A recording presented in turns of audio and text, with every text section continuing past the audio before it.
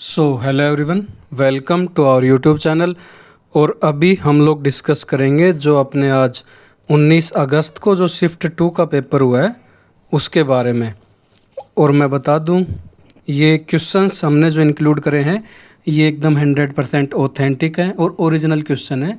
इनकी जो लैंग्वेज है वो थोड़ी सी इधर उधर हो सकती है क्योंकि आप लोग शेयर करते हैं तो मुँह ज़बानी क्वेश्चंस आते हैं हमारे पास, तो एग्जैक्ट लैंग्वेज थोड़ी सी इधर उधर हो सकती है, बाकी क्वेश्चन सेम है।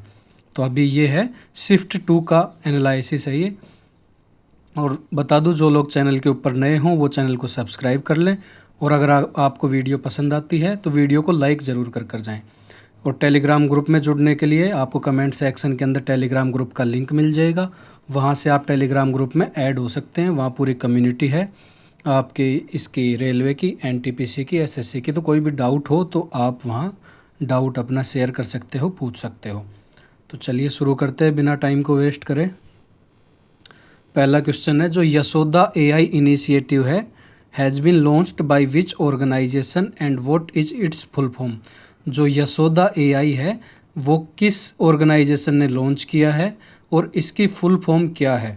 तो सबसे पहले बता दूं, ऑर्गेनाइजेशन जो है ये हो जाएगी, ऑर्गेनाइजेशन तो है एनसीडब्ल्यू ने लॉन्च किया। एनसीडब्ल्यू की फुल फॉर्म पूछे तो ये हो जाएगी नेशनल कमीशन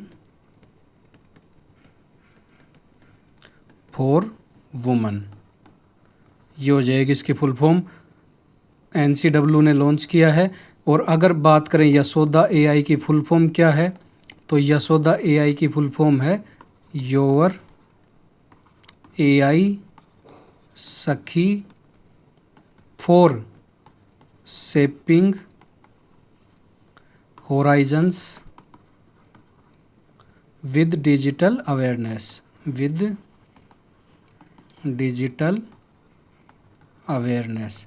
जैसा कि फुल फॉर्म से ही पता चल रहा है हमें कि ये डिजिटल अवेयरनेस फैलाने के लिए लॉन्च करी है, एआई सखी है ये।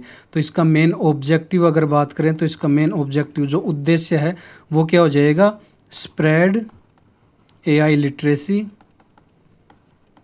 AI literacy and digital safety, digital safety among woman.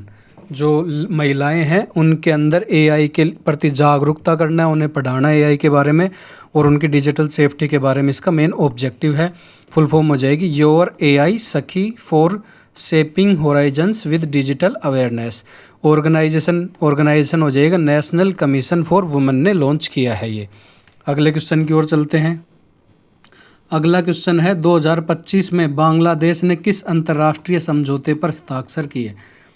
तो ये हो जाएगा आर्टेमिस अकॉर्ड। आर्टेमिस समझौता जो है इसके ऊपर हस्ताक्षर करे हैं। और ये बता दूं कब किया था, तो ये 8 अप्रैल 2025 को किए थे ये, 25 को। इसको हस्ताक्षर करने वाला बांग्लादेश 54वां 54th कंट्री बन चुका है। और ये आर्टेमिस जो अकॉर्ड्स है ये किस बारे में है अगर ये पूछे तो ये हो जाएगा outer space treaty registration convention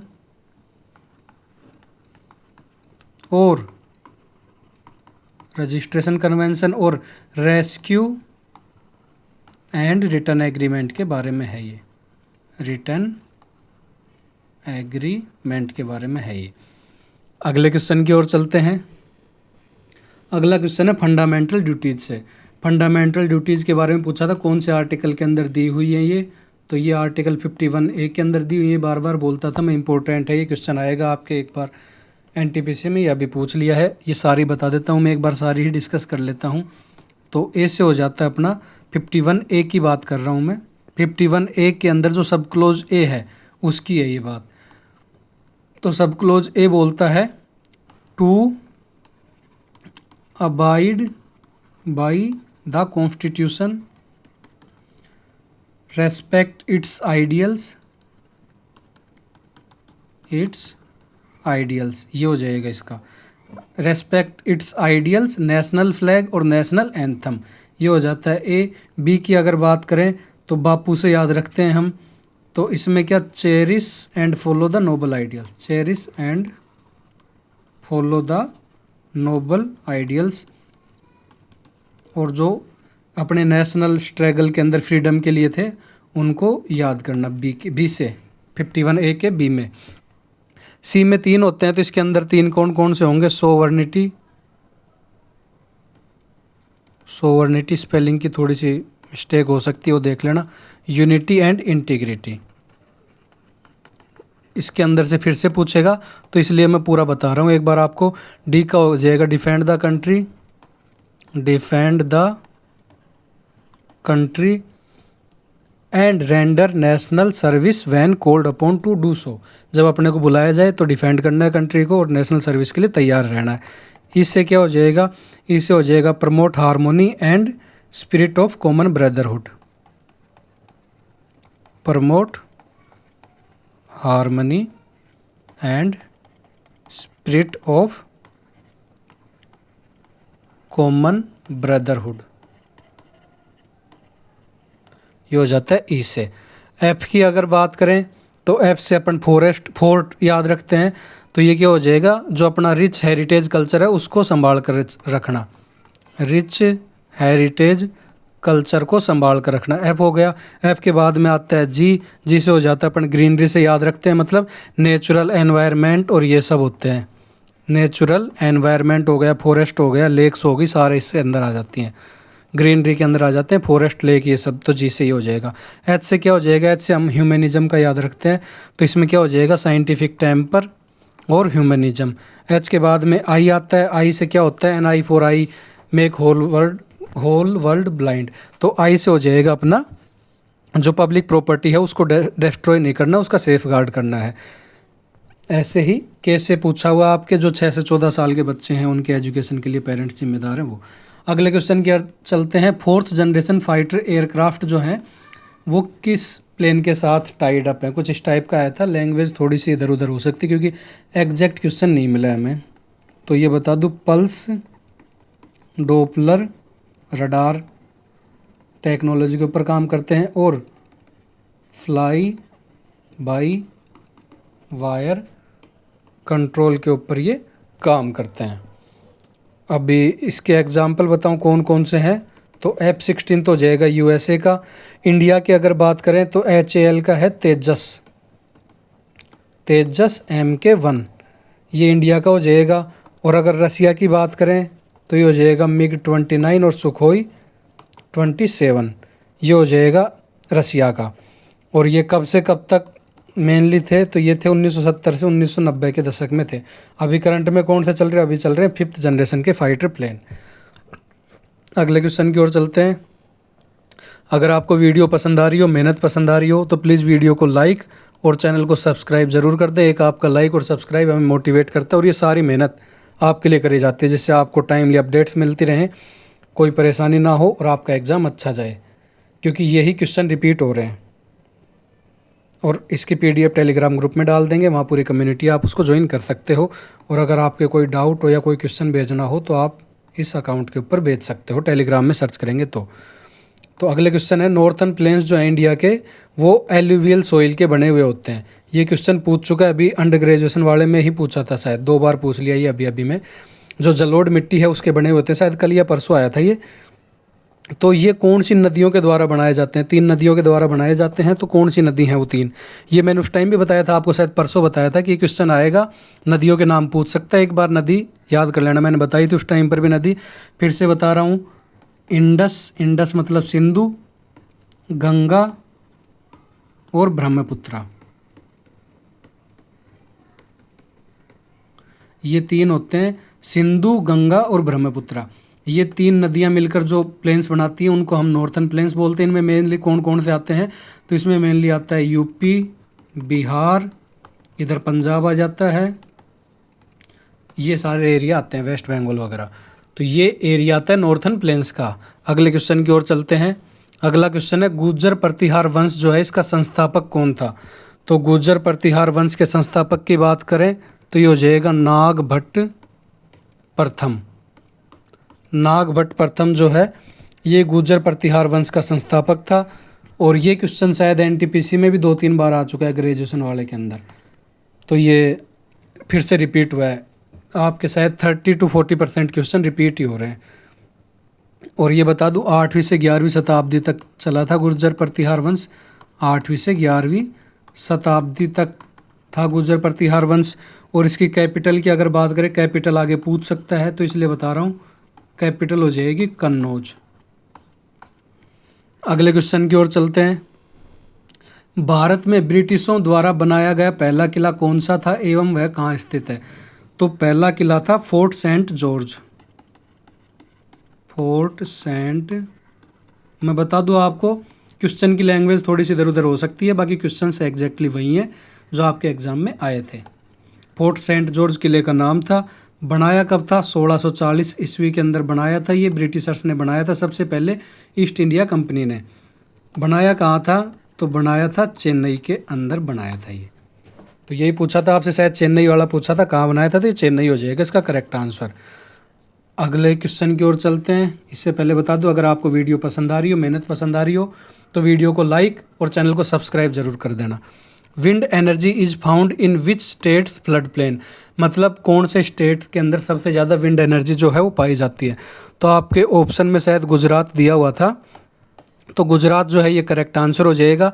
बाकी बता दूं तमिलनाडु, राजस्थान, महाराष्ट्र और कर्नाटका के अंदर भी मिलती है। कर्नाटका के अंदर मिलती है ये। तो मेनली कहाँ पे मिलती है ये जो विंड एनर्जी है? तो ये मिलती है कोस्टल एरियाज, एक तो कोस्टल एरियाज और एक डेजर्ट एरियाज के अंदर। डेजर्ट एरिया जो हैं इनके अंदर मिलती है। अगले क्वेश्चन की ओर चलते हैं। अगला क्वेश्चन है, डिस्ट्रिक्ट कोर्ट्स जो इंडिया के अंदर हैं वो विच, मतलब under the control of which high court? जो डिस्ट्रिक्ट कोर्ट है वो कौन से हाई कोर्ट के अंडर में आती हैं? कुछ इसी टाइप का क्वेश्चन आया था, एग्जैक्ट क्वेश्चन नहीं पता चल पाया, तो इस वजह से ये क्वेश्चन मन से बनाया है और इसी टाइप का था। तो आप एक बार क्वेश्चन जो कमेंट कर देना जो जो एग्ज़ाम देकर आए हो कि क्या क्या क्वेश्चन आए थे, जिससे मैं एक अपडेटेड वीडियो के साथ एक आपके लिए वीडियो लेकर आ जाएंगे और जो PDF है उसमें भी क्वेश्चन अपडेट कर देंगे। तो इससे आपके भी बेनिफिट होगा और हमारे भी बेनिफिट होगा। तो ये बता दूँ, ये आती है हाई कोर्ट ऑफ स्टेट के अंदर। हाई कोर्ट ऑफ स्टेट जो है इसके अंडर आती है, ये फंक्शन करती है। और ये दिया हुआ है आर्टिकल 233 से लेकर 237 के अंदर दिया हुआ है ये। अगले क्वेश्चन की ओर चलते हैं। Council of ministers is headed by? तो जो काउंसिल ऑफ मिनिस्टर्स हैं उनका हेड कौन होता है? तो ये होते हैं अपने PM, और अभी करंट में PM है मोदी, तो ये काउंसिल ऑफ मिनिस्टर्स के हेड है। और ये आर्टिकल कौन से में दिया हुआ है? तो ये दिया हुआ है आर्टिकल 74 के अंदर। ये बोलता है PM के साथ एक काउंसिल ऑफ मिनिस्टर्स होगा।